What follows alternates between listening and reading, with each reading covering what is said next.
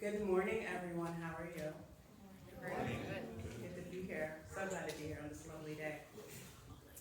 So, when Reverend Lorena invited me to speak today a couple months ago, I really didn't think about the significance of what today was. But as you know, today's the 4th of July. Got my red, white, and blue on. And today is a day that we as a country, we celebrate the independence from the British monarchy that happened many times ago. So July 4th is a day that signifies the end of tyranny, let's say, by another country, the British, due to their want to desire and get more money and tax the 13 colonies here. And, 13 colonies were like, why are you taxing us? And they were like, well, we need to pay for a war, and you guys kind of got the benefit. And so the 13 colonies were like, we don't like that. We did not like that at all. It wasn't fair. Why are we being made to foot the bill for a war that really wasn't ours and that we had no say in anyway? And I thought about it. And can you imagine being forced to pay for someone else's war? Sound familiar? Okay. And in metaphorical terms, can you imagine being responsible for a war or a fight between two other people that you don't even know? Or worse yet, being the receptacle for what comes up when someone is at war with themselves? I found it interesting today that on a day that we celebrate our independence from having to pay for a war that wasn't ours, we still remain at war with each other and with ourselves. So let's declare independence from war. War with ourselves. And when I say war with ourselves, you may be wondering what exactly I'm talking about. Well, I came up with a list. Anyone who knows me knows that I enjoy lists. So, number 1, the war of self-judgment. Self-judgment makes us compare ourselves to others. How often do we look at other people and think, they're doing so much better than I am? They have their stuff together and I don't. Sound familiar to anyone else or just me? Okay, I'm not alone. Okay. And so I wanted to tell you a little story because I fell into this very war the other day. So I was with a friend, and this friend is a fellow medium and psychic. And this friend was telling me about how she gets group readings all the time. People call me for group readings. I get so many that I turn them away. And I was like, I don't get any. No one calls me for group readings. Am I not good enough? Am I not marketing enough? Like what? How come I don't get spiral? So I was on vacation and I came back and I had this conversation. I was on vacation. I came back at 2 o'clock in the morning on Tuesday the 22nd. 3 o'clock in the afternoon on the 23rd. I get a little tink on my phone, on my Instagram. Someone says, "Can I book you for a group reading?" I was like, okay. Okay, Spirit, so we're done with the pity party? Okay, right? And so Spirit immediately showed me, no. We don't do that here. We don't do that here. Anything else you want to whine about that we can just, and get you back on your path to greatness? Or are you going to sit here and complain? So it's a real stark awakening for me not to fall into that, because my spirit team is not trying to have me do that at all. Self-judgment also doesn't allow us to forgive ourselves for making mistakes. When we don't acknowledge our mistakes or we ignore our mess-ups, they don't go away. They just wait. They just have a seat, put their feet up, have some wine, and they just wait. They wait. They wait for us to give ourselves permission to release the guilt and shame that comes with making mistakes. They just wait. And how many of us here are still holding on to things that we need to forgive ourselves for? We all are. We have to let it go. Self-judgment also causes us to measure ourselves by external values that really aren't in alignment with who we are. They're based on cultural and religious standards and conditioning that go against the very grain of universal law and innate wisdom. We forget that we came out of the womb knowing and feeling and understanding what feels right and what doesn't. Yet somehow, we let conditioning, whether it be parental, societal, tribal, whatever, skew our soul's innate truth, what we know to be true. When self-judgment creeps in, we see ourselves as failures when we don't live up to other people's versions of who they think we should be. And then we don't offer ourselves grace to move past these perceived failures and missteps. Your soul seeks to guide you, just you, in what is in your, just your, best and highest good. And not other people's.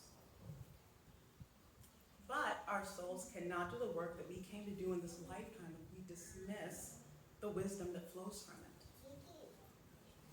Relying on our own conscious mind and lived experiences is so comfortable, and it's safe, but it's limiting, as our minds are just not capable of understanding or comprehending anything beyond what we've seen or what we've experienced ourselves. And this leads me to the next war, the war of self-limitation. I call this fearing failure over fearing complacency. Fearing failure over fearing complacency. Basically playing small. We all know Marianne Williamson's famous quote from her book, Return to Love. Our deepest fear is not that we are inadequate. Our deepest fear is that we are powerful beyond all measure. It is our light, not our darkness, that most frightens us. We ask ourselves, who am I to be brilliant, gorgeous, talented, and fabulous? Actually, who are you not to be that? You are a child of God, and your playing small does not serve the world. Yet, we still fear being in our full power. But I get it. I understand. Because if we're in our full power, and if we still can't be perfect, if we still can't fix everything and everyone, and we can't stop bad things from happening, then what's the use? If there's a chance that I might fail. Here's the thing. Do it and fail anyway. Do it and fail anyway. Your failure doesn't mean you're not powerful. It just means that it wasn't meant to be this time. With this person. For this job. For that idea. But failing gives us clarity and wisdom to make the attempt better the next time. And if you fail again, I bet you'll fail differently. And you'll learn something new. Last year, I created a quote for my weekly Instagram post that said, "Learning to fail is one of the best gifts in life." And when that download came to me, it hit me hard and really gave me a new perspective on how I saw my path moving forward. So by failing, you're sharpening your mind. You're clarifying your vision. You're generating solutions. All the things that make you brilliant, talented, and fabulous. What you came to be in this lifetime. And let's face it, the world needs you. We need you in your fullest, most awesomest power. We need you suited up and in the game, not sitting on the sidelines watching what's going on. We need you playing on the field. But I know be a scary place sometimes, I get it. So because of that, we put on this armor protection that protects us from feeling the hurt and the pain. I get it. But as much as armor covers you and protects you, it also restricts your movement and your ability to be in flow and to feel other things like true joy and unconditional love. So it's time to take off the armor and reveal that powerful, gorgeous, talented being that you are. But promise me that when you take off that armor, you will learn to love what you see. Which brings me to the next war. The war of self-hate. Probably the worst of them all. Not loving yourself stops you from seeing and honoring the version of yourself in others that is reflected back to you. I'll say that one more time. Not loving yourself stops you from honoring and seeing the version of yourself in others that is reflected back to you. To me, this is the root of all racism, sexism, discrimination, all of the bad isms. Because when you love yourself, you have grace and patience with yourself, which allows you to extend the same thing to others. No matter their age, ethnicity, socioeconomic status, doesn't matter. And why? Because you can see that they simply desire the same things that you do. To feel safe, to be able to take care of themselves and their families, to feel like they matter, to feel heard, to have opportunities to better themselves and their future generations. These are the same things that you want. So when we look at it through this lens, we should be able to hold a space of compassion for those who don't look like us, who speak a different language than us, who dress differently than us. As these differences are really just an illusion, meant to keep us separate from learning about and appreciating the parts of us that are the same. Not loving yourself also has deeper and more far-reaching effects on your life experience. Not loving your inner child, your child self, means adults that are at war with happiness, creativity, and passion, all the things that make us feel useful in this life. Not loving your soul self, our intuitive center, means people who don't trust themselves or feel safe in the decisions that they make regarding their own life. Therefore, they live in a constant state of questioning and unease. Not loving our human self, our physical self, means one who criticizes self and forgets we chose this human physical form that our soul incarnated into. So now, here is where I stopped my notes. And I planned to actually finish up that little part yesterday evening. And I was planning to keep it nice and short. I was like, 10 minutes, good to go. But yesterday, I had to run an errand to a dispensary. Yes, you heard me correctly, to a dispensary, marijuana, yes, that's where I went. And I wanted to buy some weed because I make cannabis honey. And I make it and sell it as part of my healing practice. So I just off to the dispensary.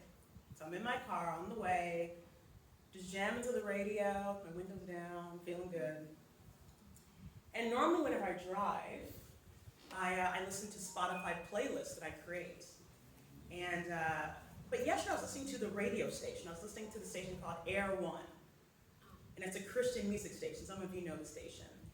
And one of my favorite jams is on, my new jams. It's called a song called Jireh by Elevation Worship. So let me put the picture again together for you.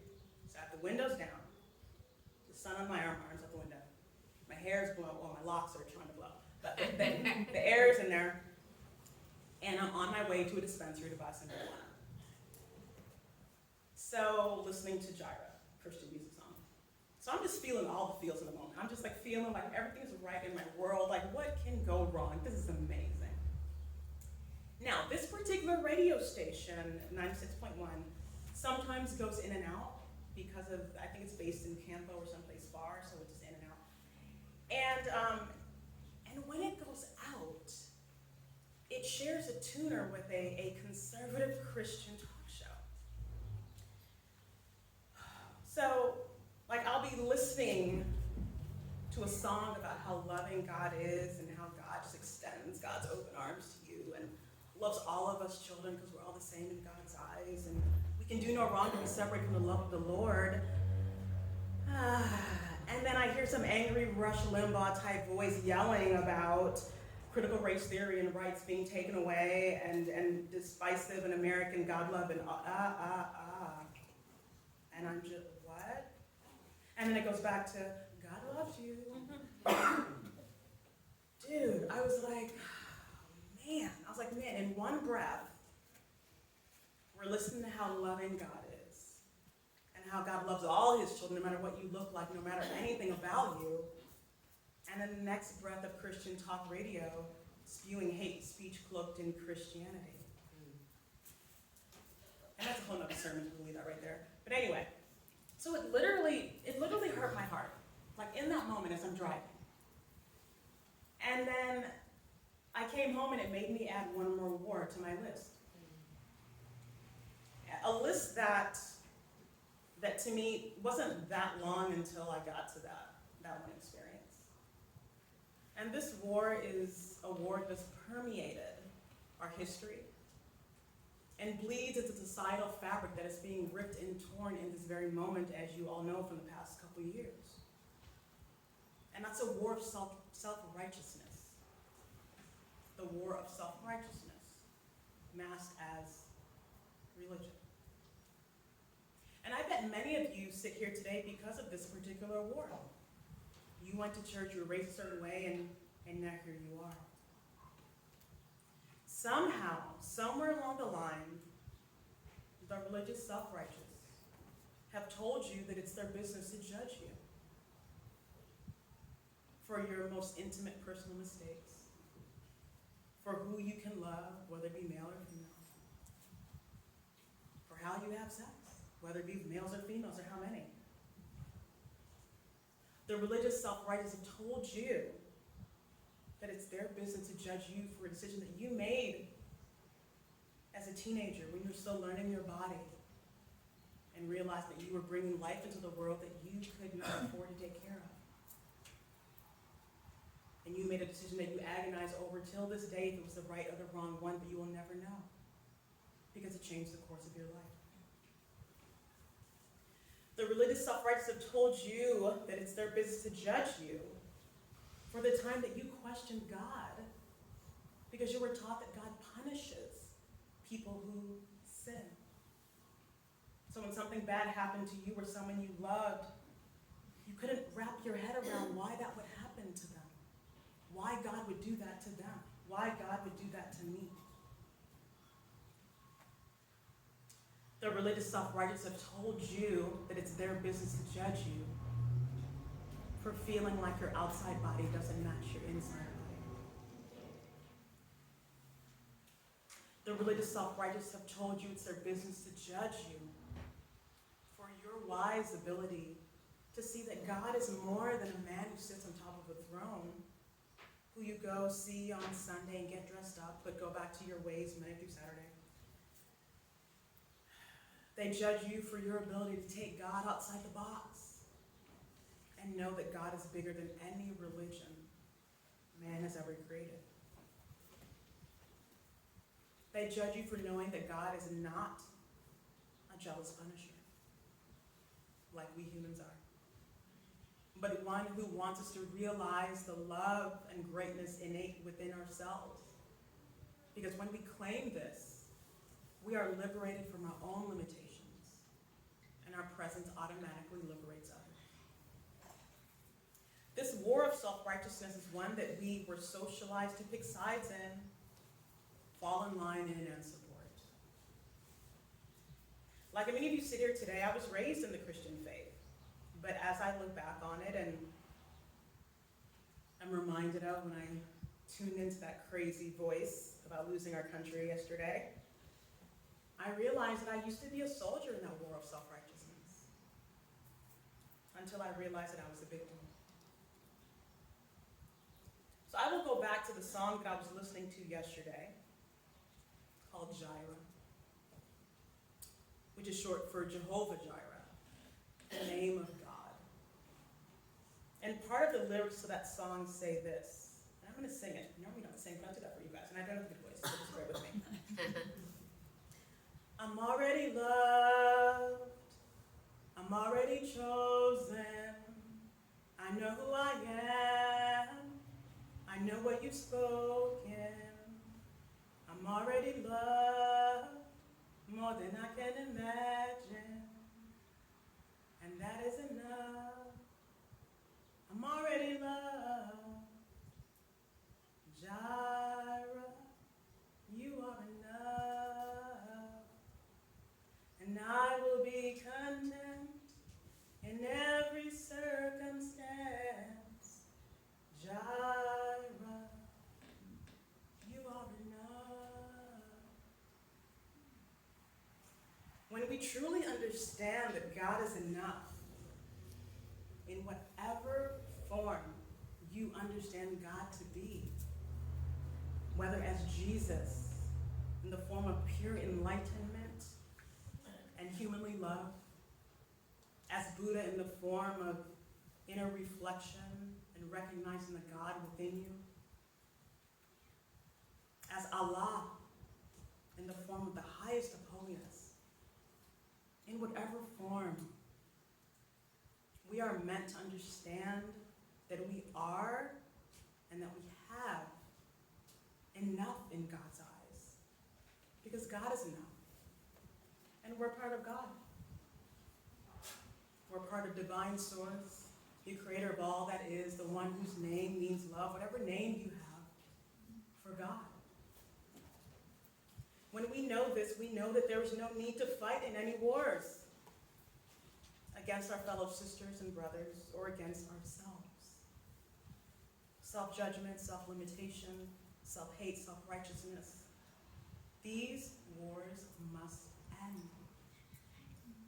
We must declare independence from thoughts, beliefs, and actions that perpetuate these wars within and around us. So my challenge to you is this. Draft your own Declaration of Independence. Moving forward, make July 4th a celebration of release of all things that no longer serve you. Allow today to be the day that you choose to end all wars and tyranny with and within yourself.